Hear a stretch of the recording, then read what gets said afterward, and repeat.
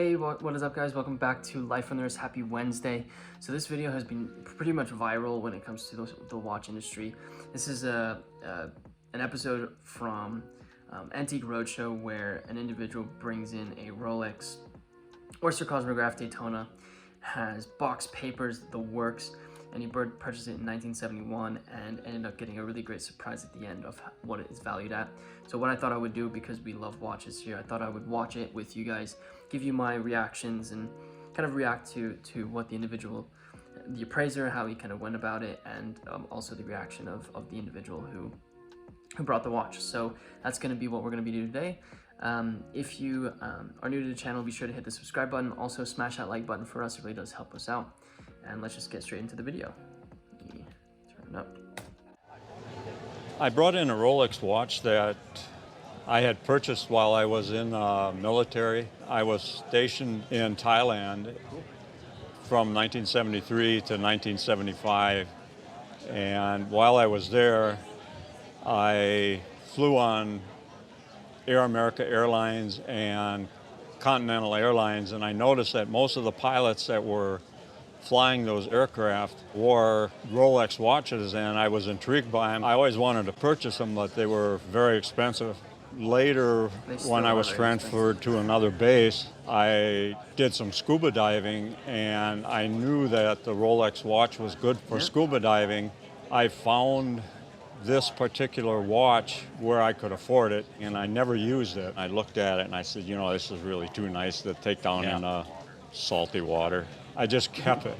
After I got out of the service, in hindsight, I had other watches I wore, and I just put this one into a safety deposit box. It stayed there for 30 or 40 years. I only took it out like 2 or 3 times to look at it, and that was about the extent of it before I brought it here. What branch of service were you in? I was in the United States Air Force.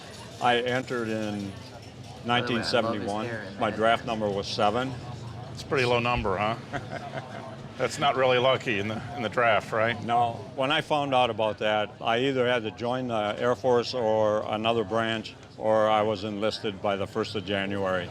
And what did you do in the service? I worked in munitions, but there's like 4 different branches, and I worked in explosive ordnance disposal. To put it simply, I helped clear roads of landmines, munition storage areas that had been blown up or sabotaged. We cleaned those up.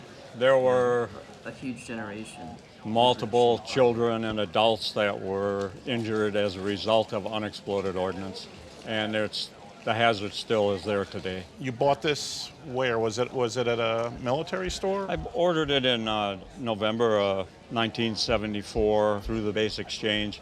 I believe it came in April 1975. The amount that you paid, you even got a 10% discount. It says $345.97. Was that a lot of money in 1975 to you? It was a lot of money for myself. What was salaries back then? It ranged between $300 and $400 a month, if I have it correct. As you know, it's a Rolex. This particular model is referred to as an Oyster Cosmograph. They're also referred to as Daytonas. This is a reference 6263. You saved everything, which is really wonderful. The warranty paper was never filled out and was never numbered. So you actually have a blank guarantee, which is quite unusual. And even over here, this paper is blank. A blank paper today is probably worth about $2,000 because it can be made to match any watch and add value to it. So guys would pay money to buy a blank paper. You have the original Rolex brochure here for the Cosmograph. Again, you have super hard to find. 2 receipts, the order receipt and your payment receipt here. You have the original box, even the outer box here. It's the complete story. You know the complete story about So these watches, as we've talked on Antiques Roadshow, have become very collectible and valuable. It's got a couple very special features about it. Underneath the word Rolex and above the word Cosmograph, it says Oyster. And that refers to these screw-down buttons here. They made this version with and without screw-down buttons. The ones without the screw-down buttons are still water-resistant, but this was a much better water-resistant case because you could lock down the chronograph buttons on it. It still has the foil sticker on the back with the reference number of the watch, 6263. Had it be worn, that would be the first thing that would wear off the watch. The date mark on the bracelet shows that it was made in the first quarter of 1971. Your watch was made approximately 1971, and you ordered it a couple years later. Collectors love this watch because Paul Newman wore it in a movie called Winning. It wasn't this particular model. It did not have the screw-down buttons.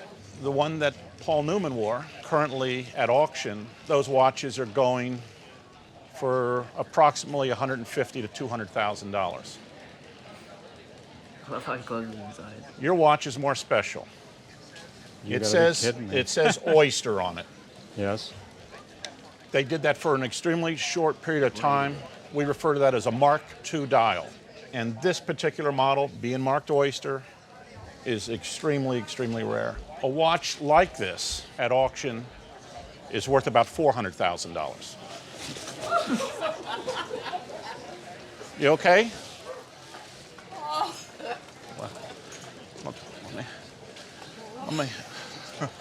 Don't fall. I'm not done yet. I said a watch like yours because of the condition of it. Basically, it's a new old stock watch, no wear on it, the original foil sticker on the back of it, and the fact that we have all this complete documentation here also. Maybe one of the very few in the whole world that still was never worn. Your watch at auction today, $500,000 to $700,000. No, I'm very serious. Oh, it's an absolute fabulous find. It's one of the rarest Paul Newman models, and in this condition, I don't think there's a better one in the world. Can't thank you enough for bringing me one of the greatest watches to ever see on Antique Roadshow, and thank you very much for your service. Unbelievable. You can't wear it though. If you wear it, it drops down to the $400,000 value. Wow, that's incredible. Yeah. There's a few things that come to mind here. So the first thing is obviously I love this watch and this story because at Life on the Wrist, what we think is the most important part about watches is the stories that come with them. So the whole story about him discussing his, his time overseas, serving the United States military and the United States, that is a beautiful story just by itself. Adding to that whole story, the fact that he ended up purchasing this watch and didn't really want to wear it because he thought it was too special for him to wear it. He also spent about a month's salary to purchase this watch. It's another kind of amazing element to the story. So I really love the fact that there's a really cool story with his watch.